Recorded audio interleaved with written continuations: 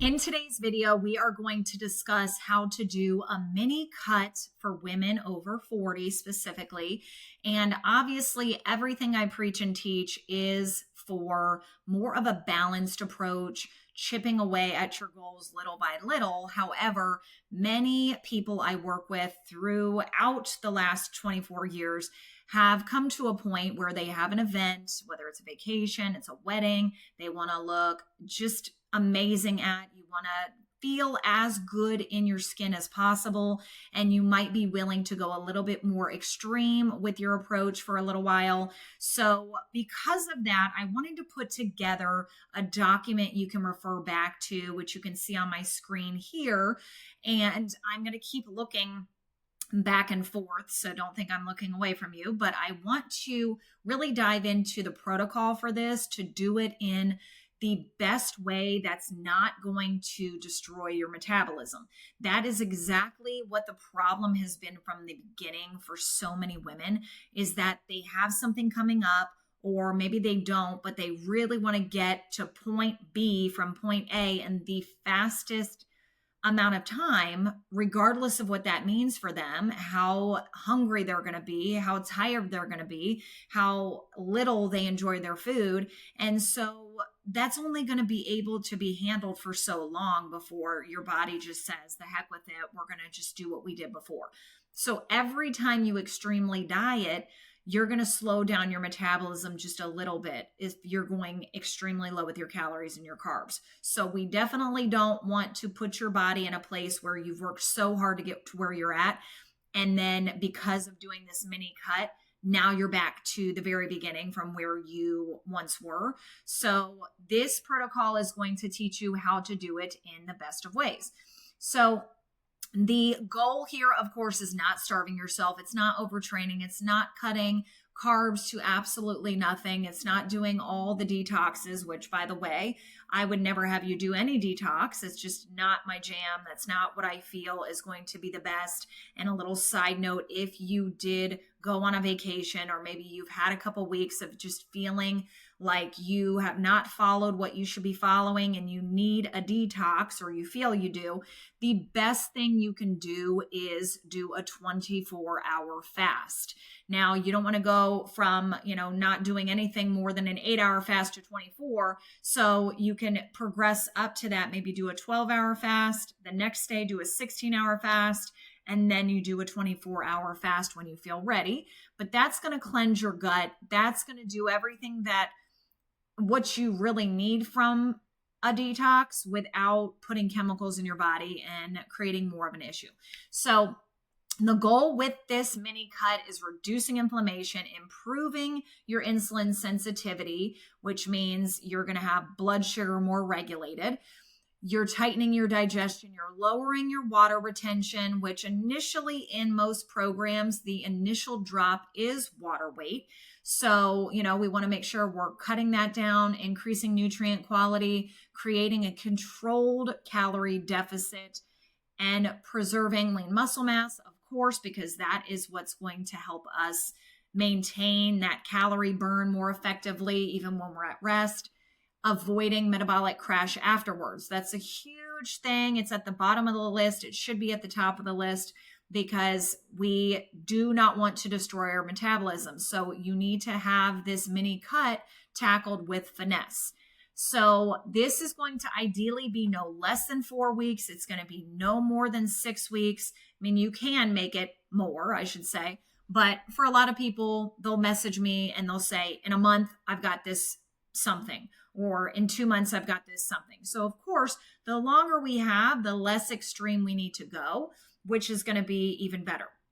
So you want to make sure that you have enough time to reduce the bloat. You want to improve definition, all of that. Okay. So the first phase is going to be cleaning up inflammation sources. Okay. So a lot of these are self-explanatory, but I feel like sometimes we still want to focus so much on just cutting out the calories, cutting out the carbs, but we're still drinking the alcohol. We're still having gluten. We're still eating out. We're getting the processed foods. We might even be getting from Whole Foods. We might be getting things that are termed as organic and natural, but they're already sauced and seasoned. And that's what we really want to avoid. So you don't want sugary drinks. We don't want seed oils. And a lot of times when you buy things already packaged, even if you're getting it from a meal prep company, because you might not have a lot of time to cook, watch out for the seasonings and the sauces, because a lot of sugar's packed in there, a lot of inflammatory ingredients, excessive sodium from restaurants. I feel you should just cut out eating out altogether and only have it maybe once or twice during that 4 to 6 week period, because again, you're going to cut out all the guesswork there. And excessive dairy. Now, I'm not against a little bit of dairy here and there if you can tolerate it through cottage cheese, through Greek yogurt. But even then, I myself don't do any dairy outside of a little bit of grass-fed butter.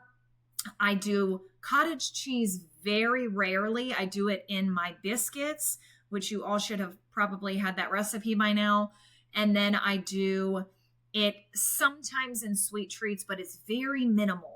Very, very small amount. And then I do my Greek yogurt, but I get the lactose free. So I suggest you try to do the same. You minimize your dairy intake and only do it through the yogurts, cottage cheese, if you can, a little grass-fed butter. And, if you're still having gut issues, I would definitely recommend not doing whey protein and doing more plant-based, if at all possible. Everyone's different, so you have to listen to your body on that. But when we are talking about, again, the big things to avoid, gluten, if at all possible. I know in little amounts, you might not feel that initial bloat, but ultimately it's not going to be digested very easily in the body. Grains, for a lot of people, create a lot of distress on the gut. I don't do much grain. So that would be something, if I were trying to really dial it down, I would remove both gluten, both grain. There are many sources of grain-free, gluten-free carbohydrates. So that's not to say you have to remove carbs, but those things are typically a little bit higher inflammatory. But this is going to improve water retention, digestion, bloating, sleep, cravings, inflammation, waistline appearance, which is what everyone wants. So step 2, prioritize whole foods. I cannot stress the importance enough about eating whole food forms, especially if you're seeing this video. Maybe you don't have an event. Maybe the mini cut is not necessarily for you, but you're still trying to pick up some nuggets of how you can feel your best self and how you can really bring things together. We need to view food and supplements just that way. I mean, we should prioritize food. If you have the ability to cook the food, to have maybe boiled eggs ready to go in the refrigerator, you've already prepped your high protein biscuits, you've already prepped chicken you can put in the crock pot, you have that, whole food form of protein and food in general, versus I'm going to grab a protein bar every couple hours because I'm on the go and it's just easy. I'm going to make a protein shake because it's just easy. Yes, I do protein powder every single day, but that's supplemental to the majority of my calories coming from food. And honestly, if I personally was in a place of needing to cut weight and I was trying all the things and I was eating within my macros and my calories and I was exercising and sleeping well, but still wasn't seeing success, but I was eating a couple protein bars and protein shakes throughout the day, that would be the first thing I would stop doing. I would really stick to all whole foods. It's going to bump up GLP-1 in the body, which is going to make you feel satiated more. It's going to reduce cravings. It's going to help blood sugar. It's going to help with your gut. That's what people are being put on GLP-1s, but our body produces it naturally. So you get that through whole food forms. You're not going to get that through a protein powder or a protein bar. Okay, so focus on your lean proteins, your veggies, your berries, avocado, olive oil, nuts, seeds, sweet potatoes, rice, if tolerated, eggs, fish, chicken, turkey, all of that. Minimal processed foods if any. Okay. So I understand everyone's got a different schedule. Sometimes it's not super easy to have your foods available, but look back to the guide that I created for the freezer and refrigerator prep. And that should give you some ideas of how to set yourself up for success and not feel like every single day you've got to cook something. And it doesn't necessarily have to be you meal prepping the actual meals and you've got a stack of all these containers. I myself do not like leftovers. So what I do is I prep my veggies, I prep my proteins, I prep everything to really set me up for meals to be a lot quicker when you're ready to cook. So step 3, protein needs to be high, hands down, 1 gram per pound of body weight. If you can, 0.8 is fine too, but we definitely need to keep with that 100%, preserve muscle mass, and improve satiety. And of course, helps improve blood sugar regulation, supports recovery, keeps metabolism higher, all of that. Okay. So moderate deficit, not aggressive. Now, if you are in the program and we've already given you the amounts for what you need to do to reach your goals, everyone has a different goal. So let's say we did calculate this. And again, we gave you the balanced approach to this for the long haul, right? So the goal is a 15 to 20% calorie deficit. So we don't want to go extremely low. If we already had you at that percentage and you feel like everything is going well, then we're going to take it up 5 percentages more, or I should say less, 5 percentages less. So 25% calorie deficit. If you're right now at 15 or 20 and everything's moving great and you're feeling good, I would just go down 5% more. Okay. So we're not doing a huge cut. Remember, the calories, we're cutting a bit. The carbs, we're going to cut a bit. But where the beauty happens is everything that we spoke to above. Okay. So we're not doing like 1,000 calories. We're not crash dieting. We're not doing fasting all day, every day. That's not what we're doing. We still want you to be in a good place. Okay. Macro suggestions, your proteins, and everyone has a different breakdown, but this is just for the general population. So let's say in the program, we have you eating 25% of carbs and you're, at 35, 25, and we have you at 30 remaining. So 35. Yes, 35. So depending on where you fall, again, it's all relative to how you are feeling right now. But if you're feeling good, and because we've talked a lot about the carb cycling and having your carbs being higher on higher intensity exercise days, lower on your sedentary days, or hopefully no one's sedentary, but your recovery days, you're not doing as much activity. So if you're feeling good with that, and let's say on your lower days, you're at 110 grams of carbs. That's your total carbs.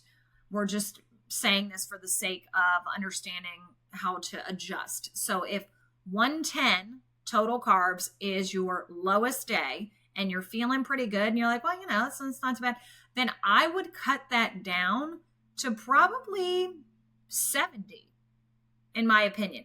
I've told every woman I work with one-on-one that if on your lower carb days, your lower intensity exercise days, your rest days, you can drop those carbs as low as you feel comfortable dropping them if your body feels good, if you can sleep well.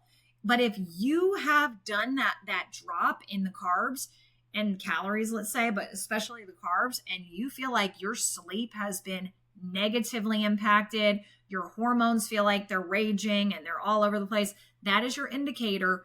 Bump up the carbs a bit. Okay. So you don't have to cut them super, super low, but some women like myself, I can do with pretty low carb and feel pretty good. Now, again, it's all relative to what you're used to. So just adjust that. And if you are working with a coach, whether it's myself, Coach Kim, then we can help you really fine tune the amounts.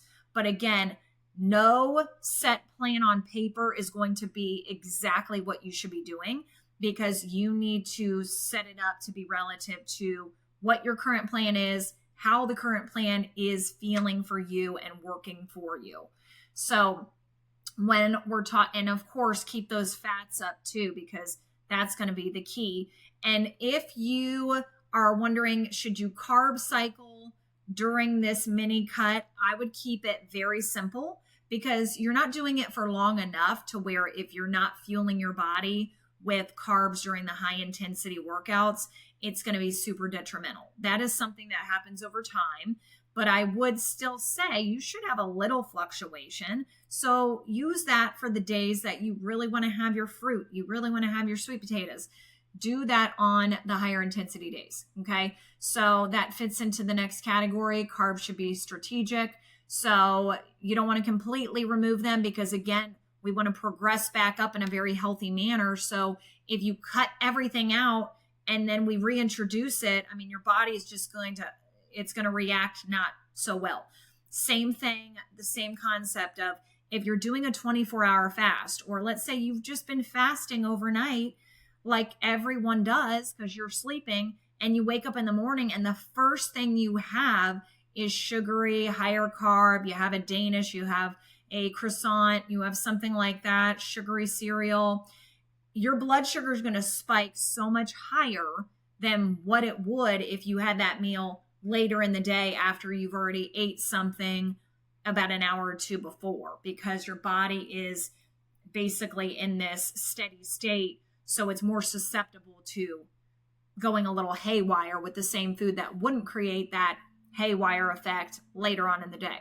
So yeah, we definitely want to prioritize our lower glycemic carbs. You should be doing that anyhow, and placing your carbs before or after your workouts. And, I think before a workout is probably the best option, because it's going to fuel you, give you energy. Whereas if you're waiting until after, it's not really going to supply you with the energy part of it. So, but if you prefer waiting until after, then you can have it after. And avoid liquid sugar. I think that's self-explanatory. And then the best carb sources I have there, but you can also refer back to your low glycemic carbs list. Exercise strategy. Okay. So we're not trying to burn as many calories and carbs as possible. You're just going to keep going with your routine. Okay. If you want to kick up the calorie burn slightly, I would say just increase your intensity with everything you're doing. Okay. Cut down the resting time, go a little bit more intense with your run, a little faster, a little bit more incline, whatever you want to do. But keep, and again, this is all relative, your best exercise split. You still want to maintain strength training. I think for everyone, no less than 3 times a week. You don't need to do it any more than 5. There are very few people I work with that are doing 6 days, and they've just been used to doing that for so long. But I myself don't even do 6 days anymore. I did at one point because I didn't have a family and I didn't have a career. So, there you go. Now, walking is very important, but don't let getting your steps in stress you out. That is not the point here. It's just doing what you can do. Okay. So, and they've actually done recent studies about the 10,000 steps being necessary. It doesn't need to be 10,000 steps. 8,000, I believe, is, you're going to get the same benefit. And I believe even less from what I've seen, but either way. So optional, you can do the HIIT training, conditioning training if you want. I do think it's very important. I think every woman should be doing at least 10 minutes a week. Even if you have elevated cortisol, 10 minutes, even if you separate it, 5 minutes at the end of your Monday resistance training workout, and then you do 5 minutes at the end of your Thursday resistance training workout, go all in. I mean, all in effort, and 30 seconds on, 30 seconds off, 30 seconds on, 30 seconds off, all out. Okay. Now, things to avoid. Obviously, we're not trying to elevate cortisol by doing a whole bunch of cardio and a whole bunch of HIIT. Now, step 8, sleep and stress balance, non-negotiable. Obviously, we want to get as much stress response improvement, as we can. We want to include adaptogens. We want to do our nightly wind down routine. And for me, I'll be honest with you, we got caught up in watching these like horror movies, not even a horror movie, but murder mysteries. And I was having all these crazy dreams, waking up a million times a night. And finally I was like, you know what? No, we're done. I'm not doing that. And it really has helped me tremendously. So the things you're absorbing later in the day is also going to determine the quality of sleep you have. Little side note there. But 7.5, but I know most women need 8 to 9. I never get 9. I would love it, but I usually get about 7.5. I feel best at 8. So do that. Now, water and electrolytes, hopefully you have a good electrolyte that you can incorporate. But that would be a really good suggestion just because it's going to help you with a lot. So don't have to go into details there. And reverse out slowly after the mini cut. Okay. So this is going to be key for how you get back into the groove once you are done. Now, I also want to shed light on, okay, whatever the event is, if it's a wedding, please do not treat that wedding night as like, okay, now's my time to shine. I'm going to eat the cake ×2. I'm going to drink espresso martinis. I'm going to be having the bread. I'm going to be having, whatever. Don't go so extreme on that day. Okay. Give yourself like a little time to, enjoy your day. But again, that very next day, 75 to 125 calories per week. So we can slowly bump it up. Okay. Mostly from the carbs and the healthy fats, because those are the things that you were reducing the most, and tiptoe back into it. Okay. So I have just this little sample mini cut structure, but again, we can work with you directly to tailor that to your needs. And obviously, a lot of the mistakes that many women make are within this list, and I don't need to go into detail, but that's why I'm making this video, because we want to prevent that from happening. No mistakes when you're set up for success. Okay. So have a great day. We'll talk soon.